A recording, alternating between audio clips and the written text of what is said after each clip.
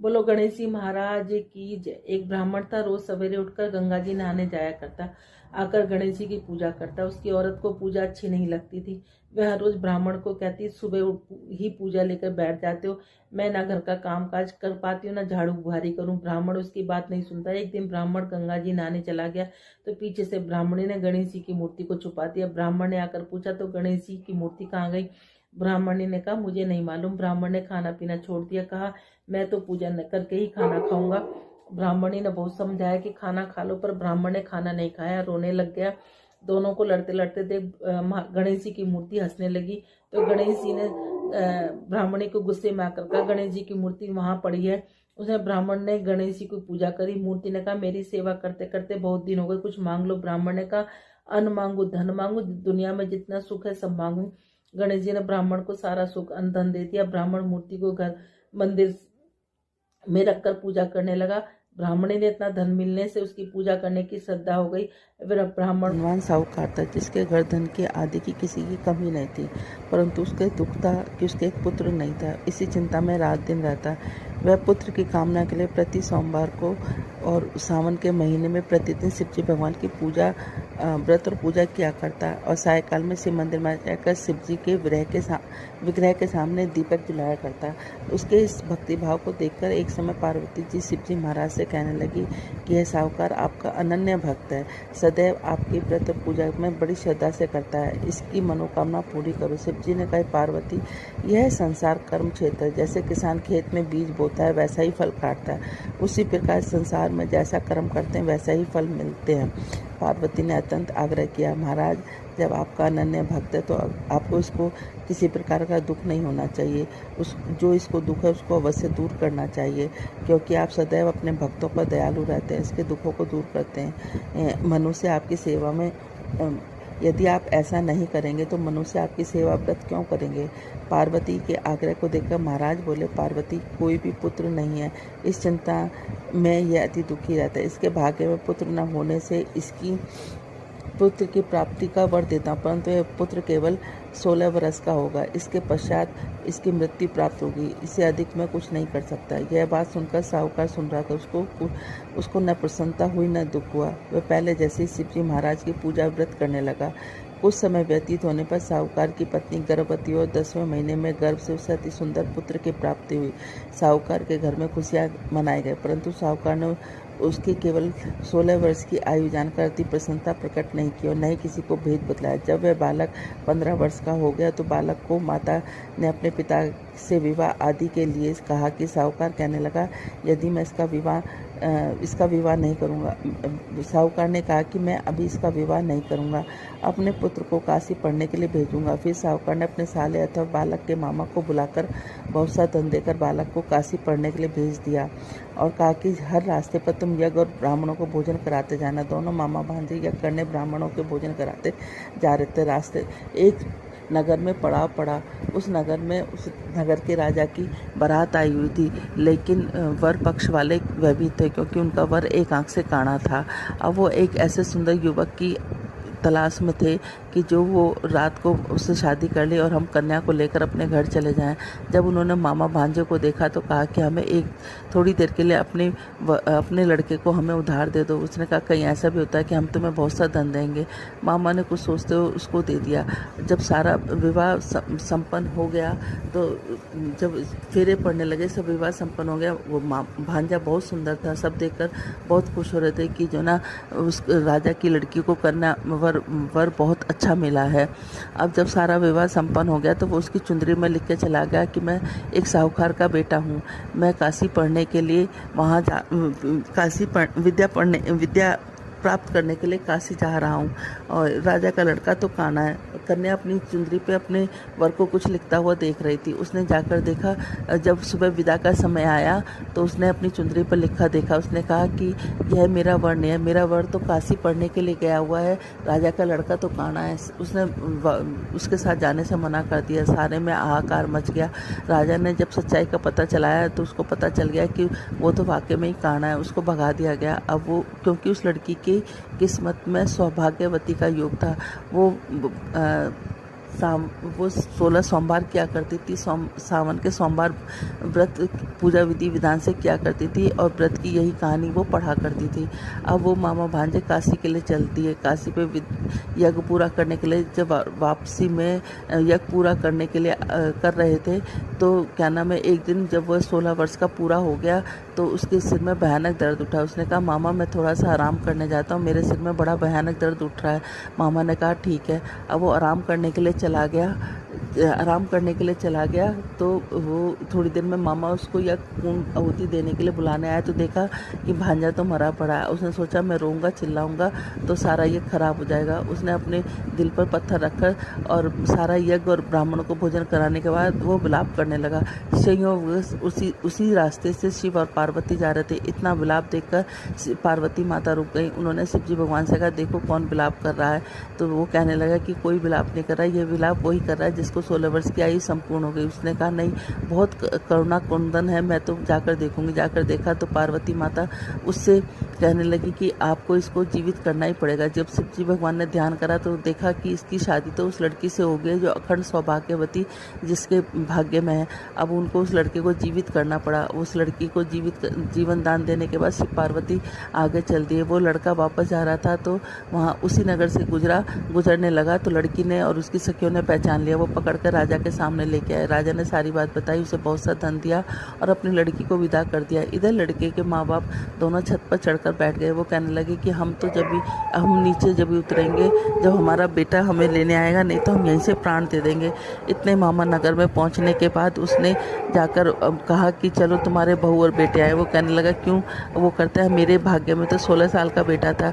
मामा ने उसको सारी बात बताई। कहने लगा कि जो ना अखंड सौभाग्यवती लड़की की शादी होने की वजह से तुम्हारे बेटे की आयु पूरी लंबी हो गई है। अब दोनों सेठ सेठानी नीचे उतरे। उन्होंने अपने बेटे और बहू को खूब आदर सत्कार के साथ किया और कहा कि जो भी सावन के महीने में इस कहानी को रोज पढ़ेगा सुनेगा उसको भी अखंड सौभाग्यवती का फल मिलेगा, साथ में पुत्र पौत्र का फल मिलेगा। जैसे पार्वती माता शिव जी भगवान तुमने उसको दिया, वैसे कहते सुनते हमें और हमारे परिवार को सुनने और कहने वालों को सबको देना। बोलो भोलेनाथ की जय, माँ पार्वती की जय। रात 24वां अध्याय। ओम नमः शिवाय। गजाननं भूतगणातिसेवितं कपितजम्बूफलचारुभक्षणं उमाततं शोकविनाशकारकं नमामि विघ्नेश्वरं पातु पंकजं। कर्पूरगौरं करुणाभतारं संसारसारं भुजगेन्द्रहारं सदा वसन्तं हृदयारविन्दे भवानी सहितं नमामि। त्वमेव माता च पिता त्वमेव बन्धु च सखा त्वमेव विद्या दैवं त्वमेव सर्वं मम देव त्वमेव सर्वं मम देव। ओम नमः शिवाय, ओम नमः शिवाय, ओम नमः शिवाय, ओम नमः शिवाय, ओम नमः शिवाय, ओम नमः शिवाय, ओम नमः शिवाय, ओम नमः शिवाय। 24वां अध्याय। श्री कृष्ण अवतार तथा राजा महासेन कथा। भगवान शंकर सत्यकुमार से बोले, हे महर्षि, पूर्व काल में दैत्यों के अत्याचारों से पीड़ित होकर पृथ्वी ब्रह्मा जी के पास आई। पृथ्वी की व्यथा कथा सुनकर पृथ्वी के उद्धार के लिए ब्रह्मा जी देवताओं के साथ पृथ्वी को लेकर क्षीर सागर में विष्णु जी के पास गए। ब्रह्मा जी के मुख से पृथ्वी की कथा सुनकर भगवान श्री हरि ने कहा, आप लोग डरो नहीं, मैं शीघ्र ही देवकी के गर्भ से अवतार लूँगा। पृथ्वी से असुरों का विनाश कर पृथ्वी के कष्टों को दूर करूँगा। आप देवतागण पृथ्वी पर गोकुल में जाकर यादव कुल में जन्म लें। भगवान श्री कृष्ण के जन्म लेने पर कंस के अत्याचारों के डर से वासुदेव उनको गोकुल में नंद बाबा के यहाँ छोड़ आए। वहाँ पर उनका लालन पालन बड़े चाव से किया गया। जब भगवान श्री कृष्ण कुछ बड़े हुए तो उन्होंने कंस तथा उनके गुणों का मथुरा में आकर वध कर डाला। अपने माता पिता देवकी वासुदेव को कंस की जेल से छुड़ाया। मथुरा वासियों ने भगवान श्री कृष्ण से प्रार्थना की, हे शरणागत वत्सल, आपको हम नमस्कार करते हैं, हमारी रक्षा करो हे देव। किसी को भी आपके जन्मदिन का ज्ञान नहीं है, आपके जन्मदिन का ज्ञान होने पर ही हम उस दिन आपका उत्सव मनाया जाएगा। भगवान श्री कृष्ण ने उनकी भक्ति, श्रद्धा और आत्मीयता देखकर उनसे जन्म दिवस में होने वाले कार्य को कहा। उन मथुरा वासियों ने भगवान कृष्ण का कथा सुनकर उसी विधान से व्रत किया। भगवान ने उन लोगों को अनेक वरदान प्रदान किए। हे सत्तन कुमार, इस संबंध में मैं तुम्हें एक प्राचीन कथा सुनाता हूँ। अंग देश में मित्रजीत नाम का एक राजा था। उनके पुत्र का नाम महासेन था। वह अत्यंत साधु स्वभाव वाला राजा था। वह प्रजा की अपने प्राणों से भी अधिक रक्षा करता था। प्रजा भी उस पर अपने प्राण छिड़कती थी, परंतु वह अचानक पाखंडियों के संपर्क में आ गया। जो राजा अपनी प्रजा को प्राणों से अधिक चाहता था, वही अधर्म के रास्ते पर चल पड़ा। वेद शास्त्र पुराणों की निंदा करने वाला, वर्ण आश्रम धर्म से द्वेष रखने वाला। हे तात, इस प्रकार बहुत समय बीत जाने पर उनकी मृत्यु हो गई। यमदूत उसे पास में बांधकर यम के पास ले गए। यम से उन्हें नरक में गिराकर बहुत समय तक यातना पहुंचाई। नरक की यातना भोगकर वह पिशाच योनि में गया। भूख प्यास से गोकुल वह इधर उधर घूमता हुआ मारवाड़ में पहुंचा तथा एक वैश्य के शरीर में प्रवेश कर गया। वह वैश्य के साथ मथुरा नगरी में पहुंच गया। मथुरा के राक्षसों ने उसे वैश्य के शरीर से अलग कर दिया। वहां पर वह वन और ऋषियों के आश्रमों में घूमता हुआ भगवान श्री की कृपा से जन्माष्टमी के दिन ऋषियों और ब्राह्मणों द्वारा की जाने वाली महापूजा में शामिल हो गया। वहां पर रात भर जागता रहा और हरि कीर्तन का आनंद लेता रहा।